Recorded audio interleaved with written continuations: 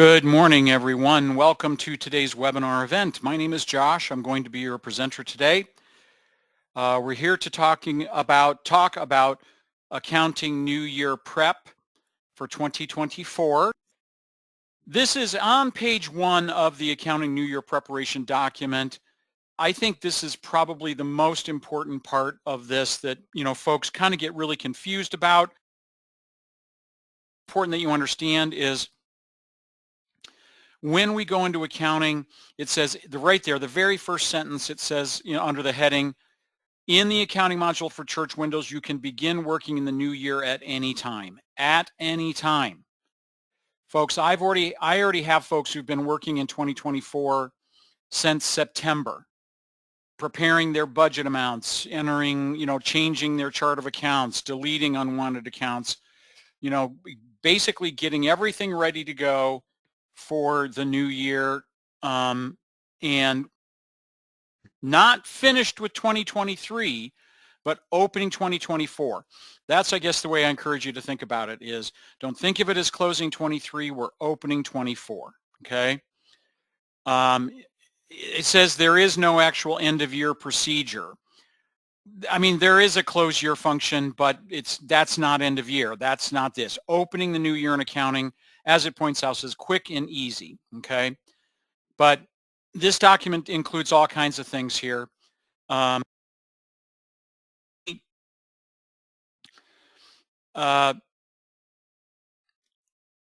open the new year, folks. Get it ready to go. Open it now. You're not posting in 24.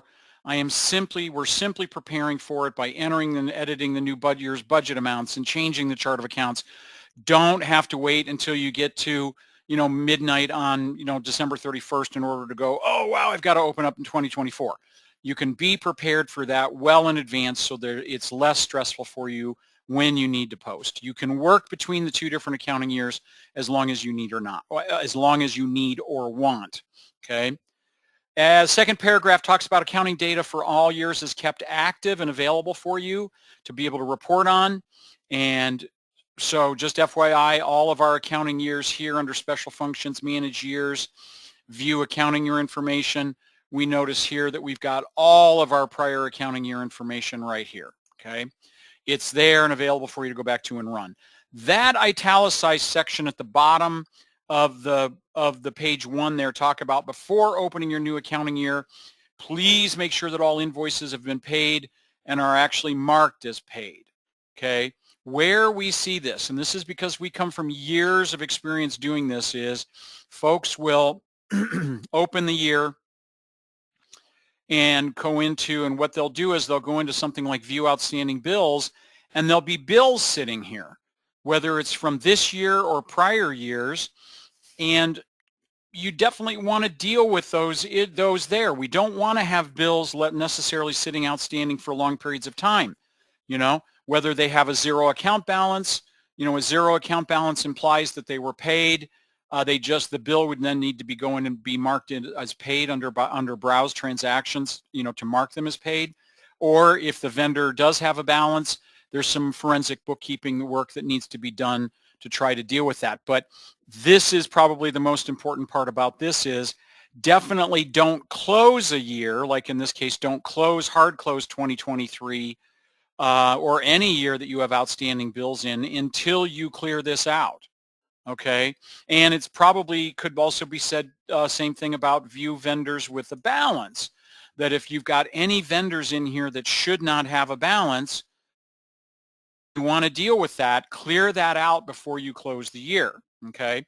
So the only thing I'm going to say further about that is if we go down here if we go to our website and you go to Customer Support and Resource Center and type in the keyword outstanding, you're going to find a link on the Resource Center page called Quick Pay View Outstanding Bills. There's both going to be a document here, view or print PDF, and a video. It's probably me, frankly, hosting the video too.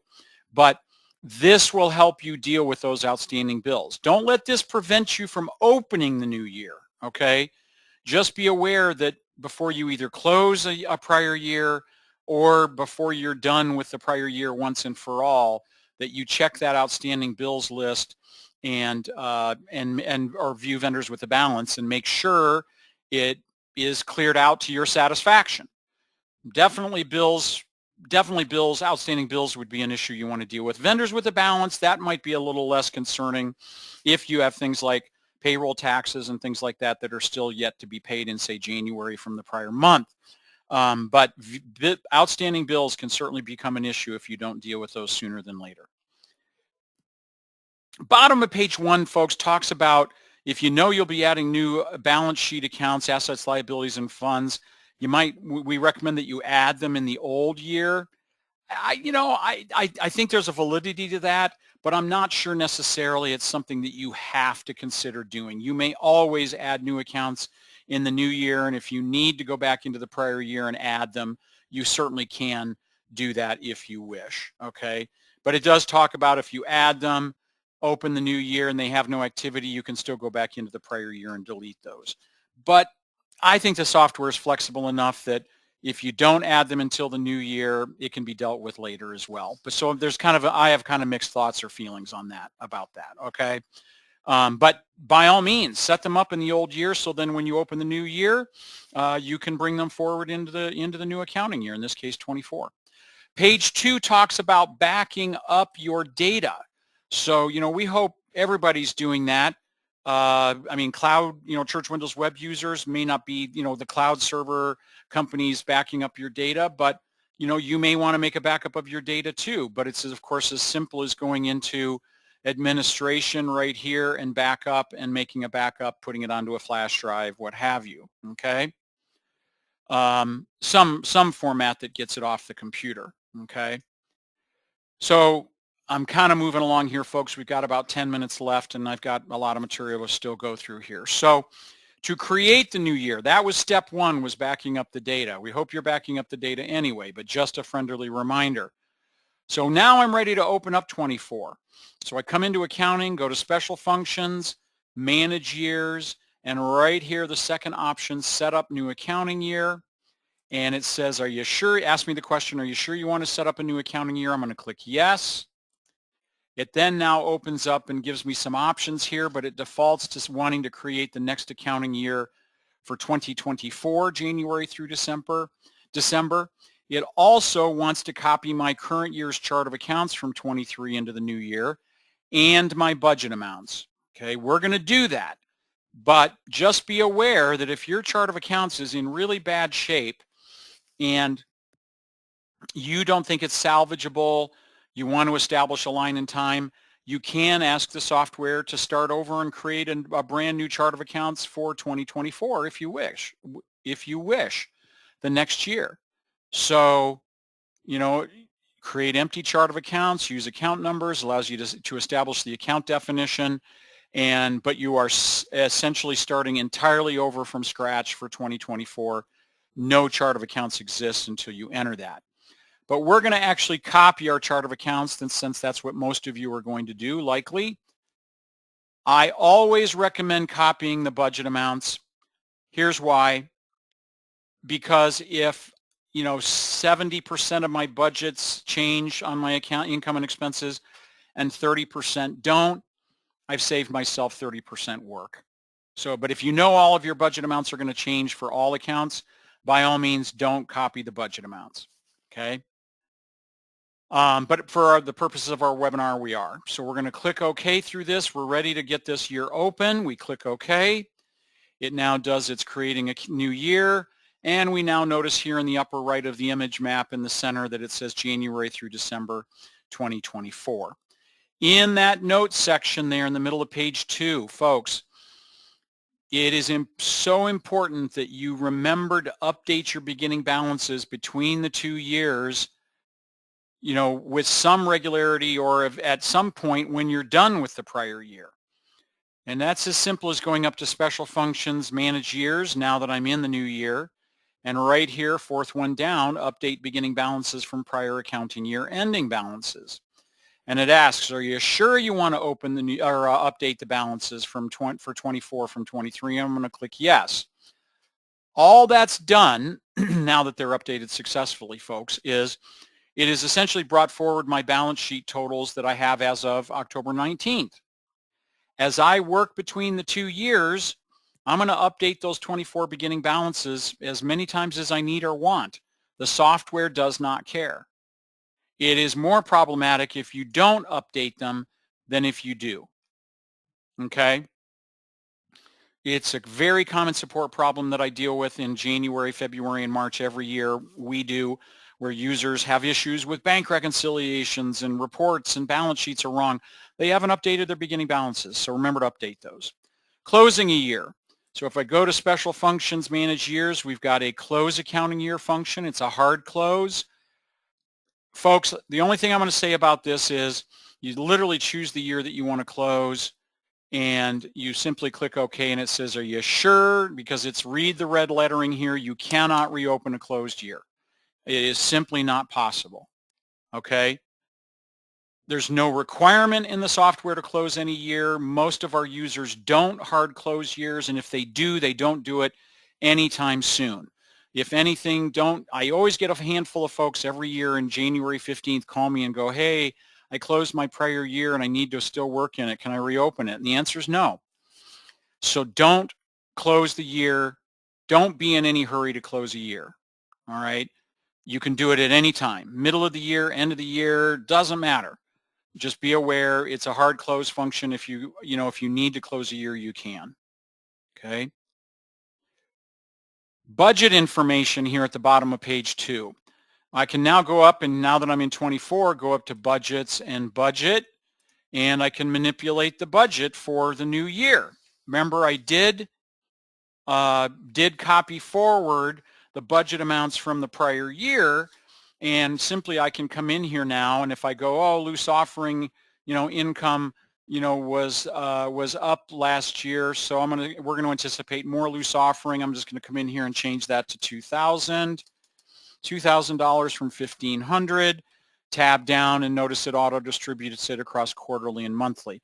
I would simply continue to go down the income and expenses and enter and edit the budget amounts as needed. In the top part of page 3 there, it talks about budget projection.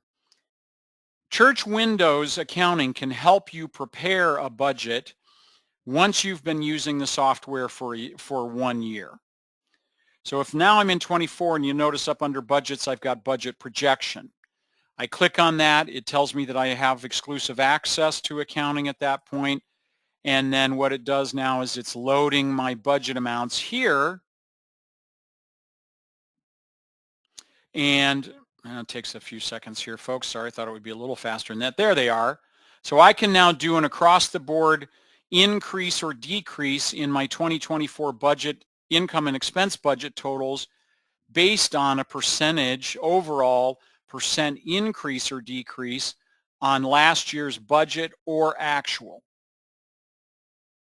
So again, it allows you to be able to help prepare it. You can still go in if you decide to use this and save it, but I can go, okay, my income budget is going to decrease by 2% of last year's budget amount, and I can do an increase by 2% of last year's, let's see, what did I do? Actual expenses.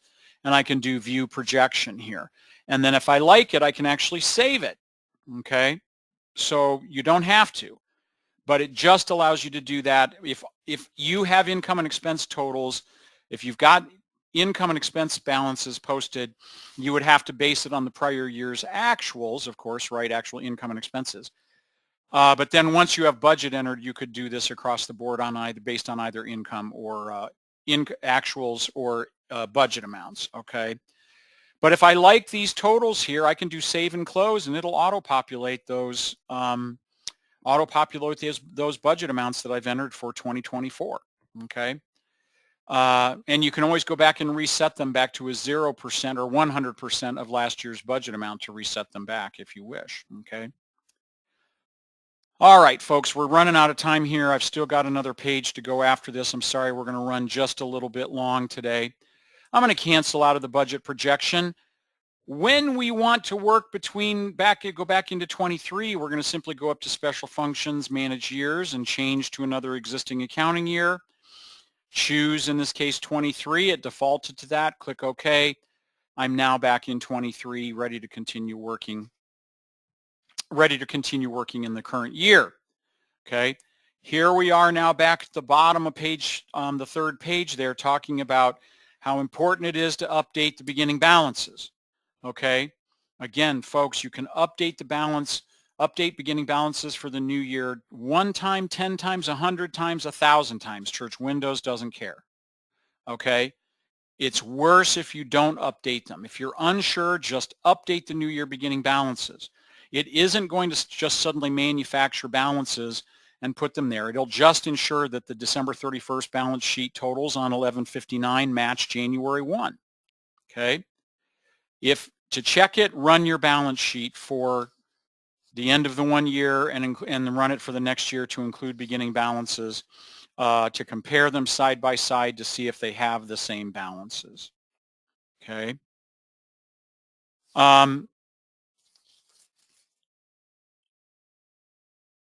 Yeah, so again, you don't want to do it in 23. I want to go back into 24, so I need to go back into 2024.